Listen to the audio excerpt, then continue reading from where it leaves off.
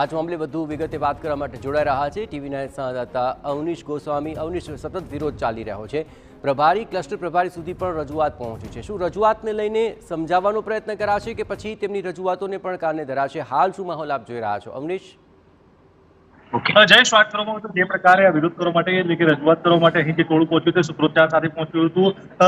બેઠક ચાલુ હતી, બેઠકની બહાર જ આ લોકોએ એક ટોળા સ્વરૂપે આવીને સૂત્રોચ્ચાર કર્યા હતા અને જે પ્રકારે ઉમેદવારોની પસંદગી કરવામાં આવી છે, પહેલા ભીખાજી ઠાકોરની પસંદગી કરવામાં આવી, ત્યારબાદ શોભનાબેન બારૈયાની પસંદગી કરવામાં આવી હતી, જેને લઈને આખરે આ વિરોધ જે છે તે કરવામાં આવ્યો છે। વિરોધ કરવાનું કારણ એવું દર્શાવવામાં આવ્યું છે જે પ્રકારે મહિલાની પસંદ કરવામાં આવી છે, ગુજરાતી શાળાના શિક્ષિકાની પસંદ કરવામાં આવે છે, તેને લઈને કહ્યું હતું કે પોતાના જે મહિલા મોરચાના કૌશલ્યા કુંવરબા અને રેખાબેન ઝાલા હતા તેઓની પસંદગી કરવામાં આવી, તો તે પ્રકારની રજૂઆત કરવામાં આવી હતી કે આ જે નામ છે તેમને પસંદ કરવા જરૂરી હતા અને આ પ્રકારે રજૂઆત કરવામાં આવી રહી હતી। તો બીજી તરફ જિલ્લા ભાજપના પ્રમુખથી લઈને જે સંયોજક હતા તે પણ આવ્યા હતા, તેઓએ પણ આ લોકોની રજૂઆત સાંભળી હતી। રમણલાલ વોરા પણ ઉપસ્થિત હતા। રમણલાલ વોરા સાબરકાંઠાના સિનિયર નેતા છે ને તેઓએ પણ જે કેટલાક રજૂઆત કરવા હતા તેઓની સાથે પણ વાત કરી હતી અને તેઓને પણ કહ્યું હતું જે પ્રકારે રજૂઆત થઈ છે તેમાં કેટલાક લોકો કોંગ્રેસના જ હતા અને કોંગ્રેસમાંથી ભાજપમાં આવ્યા બાદ આ પ્રકારે વારંવાર ઉમેદવારને લઈને આ પ્રકારની રજૂઆત કરી રહ્યા છે તે પ્રકારની વાત પણ તેઓએ કરી હતી।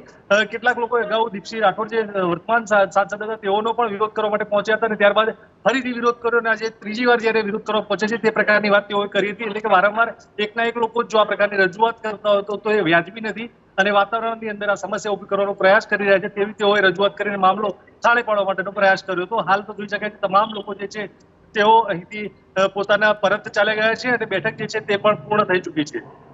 જય જી અવનીશ, આ સમગ્ર મામલે એ વાત અત્યંત મહત્વપૂર્ણ છે કે પ્રભારી ક્લસ્ટર પ્રભારીને રજૂઆત કરાય છે, એટલું જ નહીં વિરોધ બાદ આખરે તેમણે અન્ય ઉમેદવારને લઈને પણ માંગ કરી છે।